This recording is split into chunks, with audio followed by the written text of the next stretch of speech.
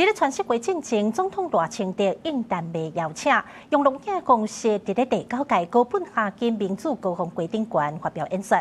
總統除了感謝民主黨派為台灣發聲，也擱再強調，只有全球民主陣營團結做伙，才會當為自由世界起一道強大風扇。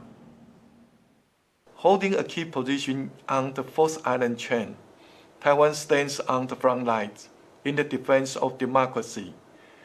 And we are willing to share our experience in confronting authoritarian forces with the international community.